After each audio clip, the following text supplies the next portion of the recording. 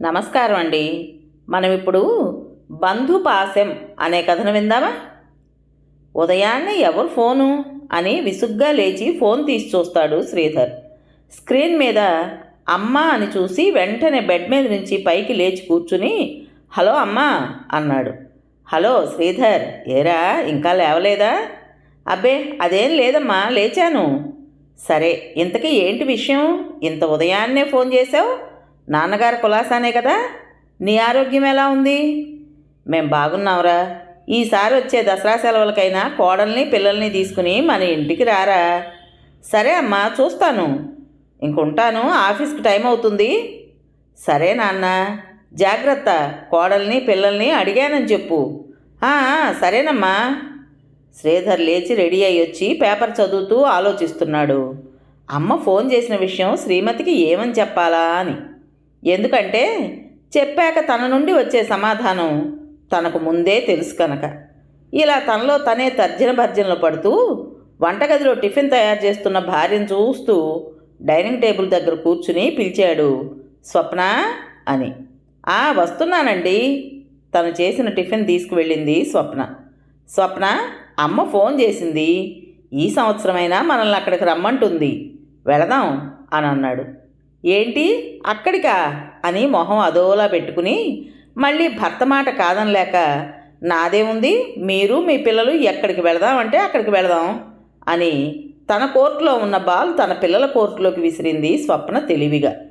దాంతో శ్రీధర్కి అర్థమైంది ఈసారి కూడా వెళ్ళడం జరగకపోవచ్చు అని. అంతలో పిల్లలిద్దరూ రెడీ అయి వచ్చారు టిఫిన్ తినడానికి. శ్రీధర్ తింటున్న పిల్లల్ని చూసి, ఏరా ఈ సెలవులకి ఏంటి మీ ప్లానింగ్సు అని అడిగాడు. వాళ్ళ ఉద్దేశం తెలుసుకుందాం అని. చిన్నవాడేం మాట్లాడలేదు. పెద్దవాడు మాత్రం, ఏమో డాడీ, మాకు లీవ్స్ ఉండకపోవచ్చు, ఇప్పుడే ఏం తెలియదు. లీవ్స్ ఇచ్చినా ఆన్లైన్ క్లాసులు మాత్రం కంపల్సరీ ఉంటాయంట. పెద్దవాడు ఇంటర్ సెకండ్ ఇయరు, చిన్నవాడు 9th క్లాసు చదువుతున్నారు. మీ నాయనమ్మ ఫోన్ చేశారంట ఈ సెలవులకు అక్కడికి రమ్మని అని స్వప్న ఉన్న విషయం చెప్పింది. వెంటనే పిల్లలిద్దరూ నో, మేము ఆ పల్లెటూరుకు రాము అని అరిచారు. దాంతో తింటున్న శ్రీధర్ ఒక్కసారిగా ఉలిక్కిపడ్డాడు. ఏరా ఎందుకు రారు? ఆ పల్లెటూరుకి ఎవరు వెళ్తారు డాడీ? బాబోయ్, అక్కడ సిగ్నల్స్ ఉండవు, కరెంటు సరిగా ఉండదు. పోనీ బయటికి వెళదామంటే తాతయ్య గారు బోలెడు రూల్స్ చెప్తారు. ఏమైనా సరదాగా కొనుక్కుందామన్నా డబ్బులు కూడా ఇవ్వరు, కానీ క్లాస్ మాత్రం పీకుతారు అన్నారు పిల్లలు. వెంటనే స్వప్న పిల్లలతో, అయితే అమ్మమ్మ వాళ్ళ ఇంటికి వెళదామా అని అడిగింది. ఇద్దరు హుషారుగా ఓ వెళదాం అన్నారు. శ్రీధర్ వెంటనే, నేను అడిగితే ఆన్లైన్ క్లాసులు అవి ఇవి అని ఏవేవో చెప్పావు, ఇప్పుడు ఎలా ఓకే అంటున్నావురా అని అన్నాడు. అదేమి డాడీ, అమ్మమ్మ వాళ్ళది సిటీ కదా, అక్కడ నెట్టు సిగ్నల్ ప్రాబ్లం ఉండదు. పైగా వాళ్ళింట్లో వైఫై పెట్టించారు తాతయ్య. ఇంకా నా క్లాసులకి నో ప్రాబ్లం. క్లాస్ అయిపోయాక చక్కగా తాతయ్యతో బయటకు వెళ్ళొచ్చు, మూవీస్కి తీసుకువెళ్తారు. అక్కడికి వెళితే ఆ తాతయ్య మేమేది అడిగినా కాదు అనకుండా చేస్తారు. అందుకే మాకు అక్కడికి వెళ్ళడం అంటే చాలా ఇష్టం అన్నారిద్దరు. శ్రీధర్ మనసులో, అది నిజమేలే, మామయ్య గారు పిల్లల్ని చాలా బాగా చూస్తారు, అందుకే వీళ్ళకి ఆయనంటే అంత అభిమానం అని అనుకున్నాడు. స్వప్న, అయినా ఆ పల్లెటూరుకు వెళ్ళి చేసేదేం ఉండదు. పైపెచ్చు మీ నాన్నగారి మాటే వినాలందరూ. ఎంత స్కూల్ హెడ్ మాస్టర్గా చేసి రిటైర్ అయినా కానీ మరీ పిల్లలకు స్వేచ్ఛ లేకుండా అలా బంధించేయడం ఏమిటండి? పోనీ ఆయనన్నా బయటికి తీసుకువెళ్తారా అంటే అది ఉండదు. ఇప్పటి వరకు పిల్లలకు ఆయన చేత్తో ఒక 100 రూపాయలు ఇచ్చింది లేదు. అయినా మీ నాన్నగారికి నెల నెలా వచ్చే ఆ పెన్షన్ అంతా ఏం చేస్తున్నట్టు? మనకు కానీ పిల్లలకు కానీ రూపాయి పెట్టారా అని అన్నది. అది నిజమే, నాన్నగారు ఆయనకు వచ్చే పెన్షన్ మొత్తం ఏం చేస్తున్నట్టు? అక్కడ ఉన్నది వాళ్ళిద్దరే. అది పల్లెటూరు కావడంతో పెద్దగా వాళ్ళిద్దరికీ ఖర్చులంటూ ఏం ఉండవు. అయినా నాన్న పిల్లలకి ఏం చేసింది లేదు. పెన్షన్ డబ్బులు ఏం చేస్తున్నారు అని చాలాసార్లు అడగాలని ఉన్నా ఆయన మీద ఉన్న భయం గౌరవం వల్ల ఎప్పుడూ అడిగే సాహసం చేయలేదు. స్వప్న కూడా ఒక్కతే కూతురు కావడం వల్ల మామయ్య గారు పిల్లలకు అన్నీ కొనిపెడుతుంటారు అని అనుకుంటాడు మనసులో. ఇంతలో స్వప్న, ఈ దసరాకి నాన్న పెద్దవాడికి బండి కొన్నాను అని చెప్పారు అంది. అవునా అమ్మా, నిజంగానా అని ఎగిరి గంతేసి వాళ్ళ అమ్మను గట్టిగా హత్తుకున్నాడు వాడు సంతోషంతో. అప్పుడే వాడికి బండెందుకే, మీ నాన్నకు మతి లేక గాని అని అన్నాడు శ్రీధర్. చాలండి సంబడం, మీరెలాగూ కొనరు, కొన్న వాళ్ళని ఎందుకంటారు అని విసుక్కుంది స్వప్న. మొన్న సెలవులకు వాడికి మొబైల్ కొన్నారు, అది ఇప్పుడు ఈ ఆన్లైన్ క్లాసులకు ఉపయోగపడుతుందా? అలానే ఇప్పుడు బండి కొన్నారు అంది. సరేలే, ఇంకొక 2 రోజుల్లో వెళదాంలే మీ అమ్మగారింటికి, మా అమ్మకు ఏదో ఒకటి చెబుతాను అని అన్నాడు శ్రీధర్. థ్యాంక్స్ డాడీ అన్నారు పిల్లలిద్దరూ సంతోషంగా. సరే అండి అంది స్వప్న. అనుకున్నట్టుగానే 2 రోజుల్లో స్వప్న వాళ్ళ పుట్టింటికి పండక్కు వెళ్ళారు. వీళ్ళు వెళ్ళేసరికి కొత్త బండి సిద్ధంగా టీవీగా మెరిసిపోతూ దర్శనమిచ్చింది వాకిట్లో. అన్నట్టుగానే కొనేశారుగా అనుకున్నాడు శ్రీధర్ మనసులో. అక్కడున్న 4 రోజులు కొత్త బండి వేసుకుని ఊరంతా తిరుగుతూ పండగని చాలా సంతోషంగా ఆనందంగా గడిపి తిరుగు ప్రయాణం మొదలుపెట్టారు. అక్కడే వచ్చింది చిక్కు. ఈ బండిని ఎలా తీసుకువెళ్ళడం అని. బండి మీద అందరికీ అవ్వదు. ఒక పని చేద్దాం స్వప్న, నువ్వు పిల్లల్ని తీసుకుని ట్రైన్కి వచ్చేయి, నేను బండి వేసుకుని వస్తాను అన్నాడు శ్రీధర్. డాడీ, నేను నీతో వస్తాను అంటే నేను మీతో బండి మీద వస్తాను అని ఇద్దరు పిల్లలు పట్టుబట్టారు. మీరిద్దరూ నాతో బండి మీద వస్తే అమ్మ ఒక్కతే ట్రైన్కి ఎలా వస్తుందిరా అని అరిచాడు శ్రీధర్. అల్లుడు గారు, పిల్లలు బండి మీద వస్తారులేండి, మీరు అమ్మాయి ట్రైన్కి వెళ్ళండి, దీనికి ఎందుకు అంత ఆలోచన అన్నారాయన. తాతగారి మాటనే పట్టుకున్నారు వాళ్ళు. ఇక తను ఏం చెప్పినా పిల్లలు వినరు అని అర్థమయ్యి, సరే అయితే జాగ్రత్తగా రండి అని వాళ్ళ ప్రయాణం మొదలుపెట్టారు. శ్రీధర్, స్వప్న ట్రైన్ దిగి ఆటో ఎక్కి ఇంటికి చేరుకుని తాళం తీస్తూ ఉండగా ఏదో కొత్త నెంబర్ నుంచి ఫోన్ వచ్చింది. ఎవరై ఉంటారు అని లిఫ్ట్ చేసి హలో అన్నాడు. అవతలి వాళ్ళు శ్రీధర్ గారా అండి? అవును, మీరెవరు? నేను మీకు తెలియదులేండి, మీరు బ్యాంకులో పనిచేస్తుంటారు కదా. అవును, మీ పిల్లలు వస్తున్న బండికి యాక్సిడెంట్ అయిందండి, ఇప్పుడే సిటీ అవుట్కట్స్లో ఉన్న హాస్పిటల్కు అంబులెన్స్లో తీసుకువెళ్ళారండి, నేనే చూశాను, చూసి అంబులెన్స్కి కాల్ చేశా, త్వరగా రండి అని ఫోన్ పెట్టేశాడు. దాంతో శ్రీధర్కు చెమటలు పట్టేశాయి. వెంటనే వీళ్ళొచ్చిన ఆటోవాడు ఇంకా అక్కడే ఉండి డబ్బులు ఎక్కబెట్టుకోవడం చూసి స్వప్న చెయ్యి పట్టుకుని తీసుకువెళ్ళి కూర్చోమని మళ్ళీ అదే ఆటోలో హాస్పిటల్కు చేరుకున్నారు. స్వప్న, ఎక్కడికండి, ఇప్పుడే కదా వచ్చాం, ఎక్కడికో కూడా చెప్పకుండా వెంటనే మళ్ళీ తీసుకువెళ్తున్నారేమిటి, అయినా మీరెందుకు అంత కంగారుగా ఉన్నారు అని అడిగింది. శ్రీధర్ మాట్లాడలేకపోతున్నాడు. జాయిగా తనకు తను సర్దుకుని, స్వప్న, మన పిల్లలు వస్తున్న బండికి యాక్సిడెంట్ అయింది, హాస్పిటల్లో ఉన్నారంట, అక్కడికే వెళ్తున్నాం అని శ్రీధర్ మాట పూర్తి కాకుండానే స్వప్న ఏడవడం మొదలుపెట్టింది. నా పిల్లలకు బాబోయ్, వాళ్ళకి ఎలా ఉంది, వాళ్ళకేం కాకుండా చూడు దేవుడా అని దేవుణ్ణి వేడుకుంటూ ఏడుస్తోంది స్వప్న. ఇంతలో హాస్పిటల్ వచ్చింది. ఆటో దిగి గబగబా హాస్పిటల్లోకి వెళ్ళి అక్కడ వాళ్ళను, ఇప్పుడే యాక్సిడెంట్ అయిన కేసు ఒకటి వచ్చింది కదండి. అవును వచ్చింది, వాళ్ళు మా పిల్లలే అండి, ఎక్కడున్నారు అని అక్కడి స్టాఫ్ని అడిగారు. వీళ్ళ కంగారు చూసి వాళ్ళు మీ పిల్లలా, ఐసీయూలో ఉన్నారు వెళ్ళండి అని చెప్పారు. వీళ్ళు ఐసీయూకి వెళ్ళేసరికి అప్పుడే డాక్టర్ బయటకు వస్తున్నారు. డాక్టర్ని చూసి, డాక్టర్ గారు మా పిల్లలు అని అడుగుతారు. ఆ అబ్బాయిలు ఇద్దరూ మీ పిల్లలా, మీరు ఇలా రండి అని వాళ్ళని తనతో పాటు తన క్యాబిన్కి తీసుకువెళ్ళాడు డాక్టర్. వీళ్లకు భయంగా ఉండి, ఏం జరిగింది సార్, ఎలా ఉంది ఇప్పుడు అని శ్రీధర్, స్వప్న ఏడుస్తూ అడుగుతారు. డాక్టర్ ఒకసారి ఇద్దరిని చూసి, అసలు మీకు బుద్ధి జ్ఞానం లాంటివి ఉన్నాయా, ఆ పిల్లలకు బండి నడిపే వయసు ఉందనుకునే ఇచ్చారా బండి అని గట్టిగా తిట్టారు. దాంతో ఇద్దరికి కళ్ళల్లో నీళ్లు తిరిగాయి. డాక్టర్ గారు, ఒక్కసారి నా పిల్లల్ని చూడనివ్వండి ప్లీజ్ అని అడిగింది స్వప్న.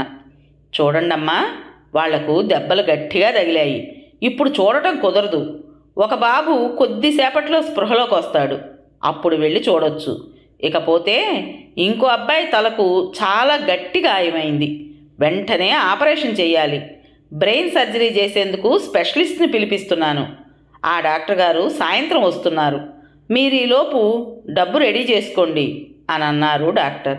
ఆపరేషన్కి ఎంత అమౌంట్ అవుతుంది డాక్టర్ అని శ్రీధర్ అడిగాడు. మొత్తం కలిపి 20 లక్షల దాకా అవుతుంది. మీరు ముందు దీని మీద మీ అడ్రస్సు అది రాసి సంతకం చేసి డబ్బుకు ఏర్పాట్లు చేసుకోండి. మన దగ్గర ఎక్కువ సమయం లేదు. ఎంత త్వరగా ఆపరేషన్ జరిగితే మీ బిడ్డ ప్రాణాలకు అంత మంచిది అని చెప్పి డాక్టర్ తన పనిలో నిమగ్నమయ్యాడు. శ్రీధర్ ఆలోచనలో పడ్డాడు. ఇప్పటికిప్పుడు 20 లక్షలంటే ఎలా అని.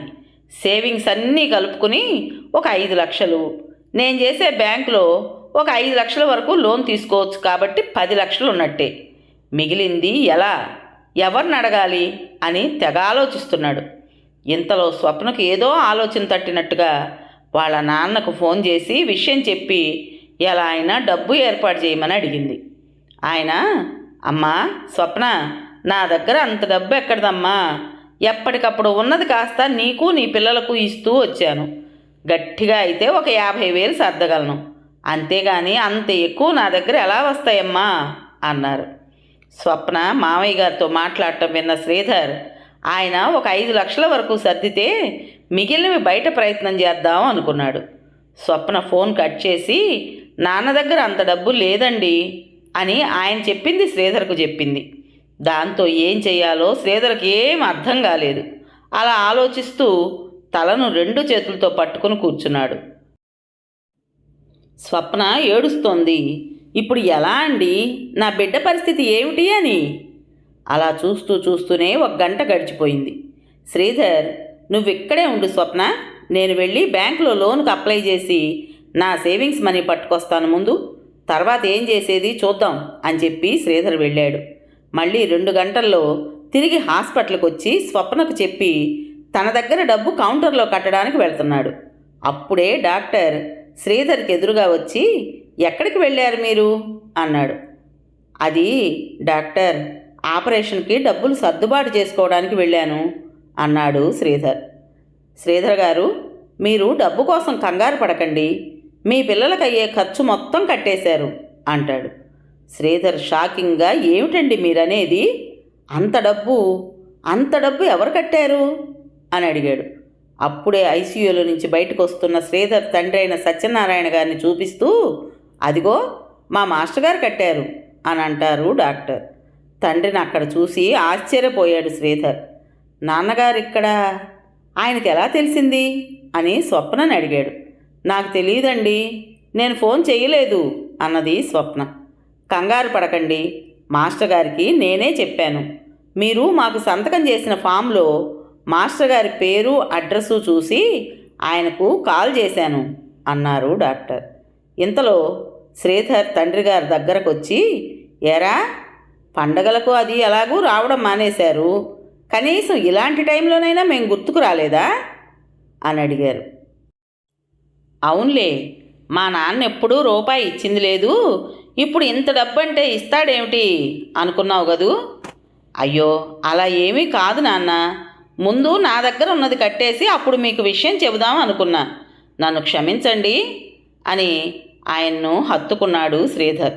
ఎప్పుడు ఏమీ ఇవ్వని నాన్న ఒక్కసారిగా ఇంత మొత్తం అంటే ఏమంటారో అని చెప్పలేదు, అందుకే క్షమాపణలు అడిగాడు. స్వప్నకు ఆ నిమిషం తన మామగారు తన పిల్లల పాలిటి దేవుళ్లే అనిపించి ఆయన కాళ్ళ మీద పడి బోర్న ఏడ్చింది. ఎప్పుడూ మామగారు పిసినారి, డబ్బులు ఇవ్వరు, ఖర్చు పెట్టనివ్వరు అని తిట్టుకోవడం గుర్తుకొచ్చి ఇంకా ఇంకా ఏడుస్తోంది. ఆయన అలా ఉండబట్టే ఈరోజు తన బిడ్డ బ్రతికి బయటపడ్డాడు అని అనుకుంది. మామగారి ముందు చూపుకు మురిసిపోయి మనసులోనే ఆయనకు 100,000,000 వందనాలు తెలుపుకుంది. కోడల్ని పైకి లేపి, ఏడవకు తల్లి, పిల్లలకి ఏం కాదు, వాళ్ళు క్షేమంగా ఉంటారు, నాది పూచి అన్నారు. శ్రీధరు, కానీ నాన్న, అంత డబ్బు ఇప్పటికిప్పుడు ఎలా అని నాంచాడు. దానికి ఆయన, నాకు నెల నెలా వచ్చే పెన్షను, మన పొలం మీద వచ్చే ఆదాయం మొత్తం పిల్లల భవిష్యత్తు కోసమని దాచిపెడుతున్నాను, కానీ నా మనవళ్లకు ఇలా ఉపయోగించవలసి వస్తుంది అని అనుకోలేదు అని అప్పుడే పిల్లలను అలా నిర్జీవంగా పడి ఉండటం చూసింది గుర్తుకొచ్చి ఆయనకు కళ్ళల్లో నీళ్లు తిరిగాయి. మామగారి గురించి అంత తప్పుగా ఆలోచించినందుకు స్వప్న వెక్కి వెక్కి ఏడ్చింది. శ్రీధర్, అమ్మాయిని సముదాయించు అని కొడుక్కు చెబుతారు. స్వప్న వైపుకు తిరిగి, మన పిల్లలకి ఇంకా ఏం భయం లేదు అని స్వప్నకు ధైర్యం చెప్పాడు శ్రీధర్. ఆ సాయంత్రానికి ఆపరేషన్ చేయడం మొదలుపెట్టారు. కొద్ది సమయం తర్వాత డాక్టర్ ఆపరేషన్ థియేటర్ నుంచి బయటకు వచ్చారు. ముగ్గురు కంగారుగా ఆయన దగ్గరకు వెళ్ళి, డాక్టర్ గారు, మా బాబుకి ఎలా ఉంది అని అడిగారు. డాక్టర్ నవ్వుతూ, ఇంకా మీ మనవడి ప్రాణానికి వచ్చిన భయం ఏమీ లేదు, ఆపరేషన్ సక్సెస్ అని చెప్పారు. వెంటనే శ్రీధర్, స్వప్న డాక్టర్కు చేతులెత్తి దండం పెట్టారు. అయ్యో, మీరిలా చేయడం ఏం బాలేదండి, నాకు మాస్టర్ గారు రుణం తీర్చుకునే అవకాశం ఇలా వచ్చిందనుకుంటున్నాను అని ఆయన ఆశీర్వాదం తీసుకుంటారు డాక్టర్. అవును శ్రీధర్, డాక్టర్ ఆపరేషన్కి అయ్యే ఖర్చు తప్ప తన ఫీజు కానీ హాస్పిటల్ ఖర్చు కానీ మరి ఏ విధమైన వాటికి ఒక్క రూపాయి కూడా తీసుకోలేదు అని చెప్పారు శ్రీధర్ తండ్రి. డాక్టర్ వైపు కృతజ్ఞతతో చూశారు శ్రీధర్, స్వప్న. అయ్యో మాస్టర్ గారు, అవన్నీ ఇప్పుడెందుకు, అయినా నేను చేసింది ఏమీ లేదు. ఆ రోజు మీరు నా చదువు ఆగిపోకుండా సహాయం చేసి నాకు విద్యాభిక్ష పెట్టారు. దానికి ప్రతిఫలంగా ఏదో నాకు చేతనైంది చేశాను అంతే అన్నారు డాక్టర్ గారు. అలా కొంచెం సేపు వాళ్ళ మాటలు సాగాక, మాస్టర్ గారు, ఒక వారం తర్వాత పిల్లల్ని డిశ్చార్జ్ చేస్తాము, అప్పటి వరకు వారి పూర్తి బాధ్యత నాది అని మాటిచ్చి మాస్టర్ గారి దగ్గర సెలవు తీసుకుని వెళ్ళిపోయారు డాక్టర్ గారు. మరుసటి రోజు ఉదయమే స్వప్న తల్లిదండ్రులు పిల్లల్ని చూడడానికి హాస్పిటల్కి వచ్చారు. చూసి కొద్దిసేపు ఉండి వెళ్ళిపోయారు. శ్రీధరు స్వప్న తండ్రితో ముభావంగా ఉన్నాడు, అవసరానికి సహాయపడలేదు అన్నట్టు. ఆ విషయం అర్థం చేసుకున్న స్వప్న శ్రీధర్ దగ్గరకు వచ్చి, ఏమండి, నన్ను క్షమించండి అంటుంది. ఏమిటి స్వప్న, ఎందుకు ఇలా అంటున్నావు అని అడుగుతాడు శ్రీధర్.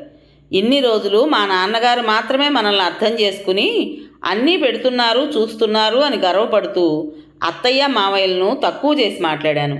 నిజంగా ఈ రోజున మామగారు గనక లేకపోతే నా బిడ్డల పరిస్థితి ఏమిటి? ఆ ఊహ వస్తేనే భయం వేస్తోందండి అని కళ్ళ నీళ్లు పెట్టుకుంటూ అన్నది స్వప్న. స్వప్న మనసులోని భావాన్ని అర్థం చేసుకున్న శ్రీధర్ స్వప్నను దగ్గరకు తీసుకుని, నువ్వెప్పుడూ అలా అనుకోకు, మా వాళ్ళు ఎక్కువ మీ వాళ్ళు తక్కువ అని. అందరూ మనకు సమానమే, వాళ్లకు మనము సమానమే. మీ నాన్నగారైనా మా నాన్నగారైనా చూసేది పెట్టేది మనకి మన పిల్లలకే కదా. ఎవరికి తగిన విధంగా వాళ్ళు చూస్తున్నారు. వాళ్ళకు కావాల్సింది మనం సంతోషంగా ఉండడం అంతే. ఇక నుంచి మనం కూడా వాళ్ళని అంతే ప్రేమగా చూసుకుందాం, సరేనా అంటాడు శ్రీధర్. సరే అండి అంటుంది స్వప్న నవ్వుతూ. పిల్లలు డిశ్చార్జ్ అయ్యి బాగా కోలుకున్నాక, ఇదివరకులా అంతా మామూలు అయ్యాక ఒకసారి అత్తవారింటికి ఒకసారి అమ్మవారింటికి వెళుతూ సంతోషంగా ఉన్నారు అందరూ. కథ పేరు బంధుపాశం. రచించిన వారు షేక్ అమీర్ గారు. విన్నారు కదండి. మరి ఈ కథ మీకు నచ్చిందా? నచ్చినట్టయితే లైక్ చేసి మరో నలుగురికి షేర్ చేయండి.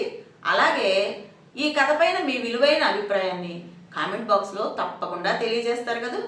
మరి ఇంత మంచి కథను మనకు అందించిన రైటర్ గారికి మనస్ఫూర్తిగా మనందరి తరపున ధన్యవాదాలు తెలియజేసుకుంటూ, కొత్త వాళ్ళు కనుక మన ఛానల్ చూస్తున్నట్టయితే తప్పకుండా సబ్స్క్రైబ్ చేసుకోండి. రేపు మరో మంచి కథతో మీ ముందుకు వస్తాను. అప్పటి వరకు ఉంటానండి.